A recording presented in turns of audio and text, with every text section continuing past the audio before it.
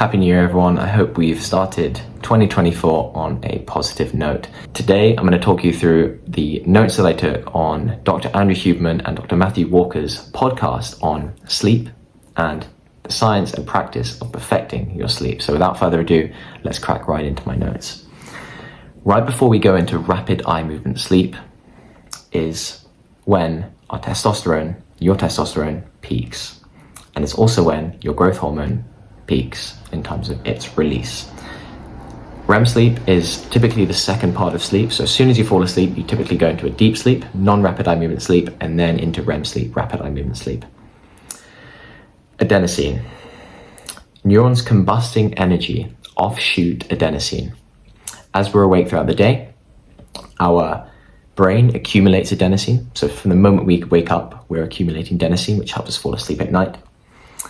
And the more adenosine we have, typically the sleepier we get. Caffeine, however, blocks adenosine. Okay, so what caffeine does is, imagine adenosine wanted to take a seat in this chair, for example. What caffeine does is pulls that chair away. So adenosine is unable to sit, if that makes sense. It's still being produced, but it's unable to sit. So caffeine blocks adenosine. Caffeine crash. When caffeine is used up after about 5 hours, you are hit with the same levels of adenosine as before you drank coffee, plus all the adenosine that has been building up during that time, that 5 hours, that the caffeine was in your system, and then it suddenly hits. So say, for example, you wake up, adenosine's been built up, and that's helping you fall asleep. You drink a cup of coffee in the morning, as most people do. What caffeine does is it blocks that adenosine. So the adenosine's being produced here, caffeine comes in and it blocks that adenosine that's being produced, blocks it, until after 5 hours that caffeine runs out and boom, the adenosine is still being produced, still being built up. All caffeine does is block it. Okay, that's why you have a caffeine crash, essentially. Alrighty? So a little actionable step for you, advised by Dr. Andrew Huberman and Dr. Matthew Walker, stop drinking caffeine between 8 and 10 hours before you normally fall asleep. So if, for example, you fall asleep like I do at 11 p.m., you shouldn't have any more caffeine, ideally after 1 p.m., 1:30, 2 p.m. Alcohol. Alcohol is potent at blocking rapid eye movement sleep, REM sleep. And REM sleep, as I said before, is important for things such as memory and mental health. In fact, Dr. Andrew Huberman, no, it wasn't Dr. Andrew Huberman, it was Dr. Matthew Walker, referred to it as overnight therapy. So for example, a single glass of wine over dinner is actually known to result in less REM sleep and results in a 50% drop in growth hormone release at night, less testosterone, which you obviously want to keep high to reduce things such as prostate cancer. And for every 5% reduction in REM sleep as well, your chances of dying, mortality, goes up by 30%. So one sip of alcohol before bed reduces your REM sleep, which, if it's sufficiently low, will increase your chance of dying by 30%. So message to you, if you don't need to drink before bed, don't. Okay, and it's not just before bed, it could be in the afternoon. That will have a slight impact on your rapid eye movement sleep. Alrighty, obviously, if you want to have fun, you're having a party, of course drink, don't be silly, but just day to day, if there's no absolute necessity to drink, like no social implication or nothing like that, and you want to sleep better, don't. Not even a single sip. Okay, most people don't know that. I certainly didn't know that. I thought maybe one sip or two wouldn't have any impact, but it does. Okay, melatonin. Taking melatonin isn't actually that strong. It won't have that much of an impact on your sleep, as most people does think. It'll only increase your sleep by 3.9 minutes on average. Okay, and only increase your sleep efficiency by 2.2%. So it's really not what it's hyped up to be. Alrighty, serotonin. There is lots of it during the waking state, still some when entering non-REM sleep, so the first part of your sleep, but when entering REM sleep, serotonin is shut off completely. REM sleep is the only time we see adrenaline and serotonin completely shut off. Just an interesting fact. Naps. Matthew Walker, like me, doesn't take any naps, okay? Now, that doesn't mean it's the right thing to do. Let's get into it. He doesn't take naps, like me, because he has a very low sleep drive. He's not able to fall asleep that easily in the afternoon, okay? Which is a perfectly justifiable reason to not do it. The expert doesn't do it, so if you don't take naps because you can't fall asleep that easily, don't. I don't either.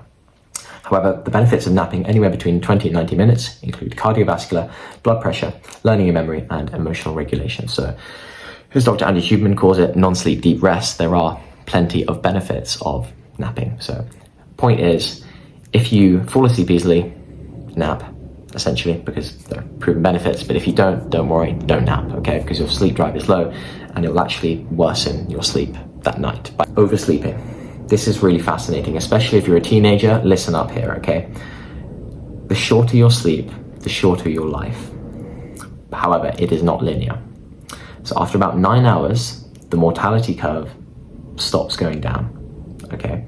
It's like a U shape. After about 10 or 11 hours, it actually goes back up again. So Matthew thinks you can oversleep, just like you can overeat, overdrink, and so on, you can oversleep. So if you slept more than 9, 10, 11 hours, that's not actually good for you. That's oversleeping, and that will actually increase your chances of dying or lower your life expectancy, whatever. It's not a good thing, okay? So don't oversleep. Even if you're really, really tired, get out of bed, alrighty? No more than 9, 10, or 11 hours of sleep. The orgasm. Sex hormones are significantly disrupted when sleep is of short quantity or poor quality. In women, sleep disruption can lead to menstrual cycle disruption. For every 1 hour of sleep that a woman gets, her interest in becoming sexually intimate with her partner increases by 14%. Okay, ladies, listen up. 14% is a lot. Restless nights lead to far more brutal fights in your relationship. Why might that be? Because when we're not well slept, our empathy goes down, taking more of an abrasive rather than an agreeable stance with your partner. So typically, you'll be more argumentative if you haven't slept this well. It's fairly straightforward, I think. A bad night of sleep. If you have a bad night of sleep, do nothing. Don't oversleep, don't undersleep, don't drink caffeine, do nothing. Absolutely nothing. But certainly don't sleep in, okay? Don't go to bed any earlier than you think you're going to compensate. Don't nap. Because if you sleep in or nap, you won't be able to fall asleep until much later than you normally do, because you won't have as much of an adenosine accumulation before your normal bedtime, okay? So do nothing. I know it's tempting to go to bed earlier or to drink caffeine, but please do nothing already, because your adenosine just won't be the same as it usually is. That accumulation that you have every single night will be disturbed, disrupted, and that will disrupt your sleep not only that night, but the following 2, 3, 4, 5, maybe hopefully not that long nights. Okay, an actionable step for you. Have a wind down routine, okay? Sleeping is not like this. It doesn't happen like that. You don't fall asleep like that, like a light switch, okay? I know you see in the films your dad reads you a bedtime story and you just fall asleep like that. No. The key is the reading of the bedtime story, okay? You don't just fall asleep. It's because your dad's read you a bedtime story and he's done that every single night. And you have that routine of reading before bed. So have a nighttime routine, okay? And that could be stretching, like David Goggins, meditation for 10 to 15 minutes. That's what Dr. Matthew Walker does. So if he's doing it, then do it. It's obviously a good thing, right?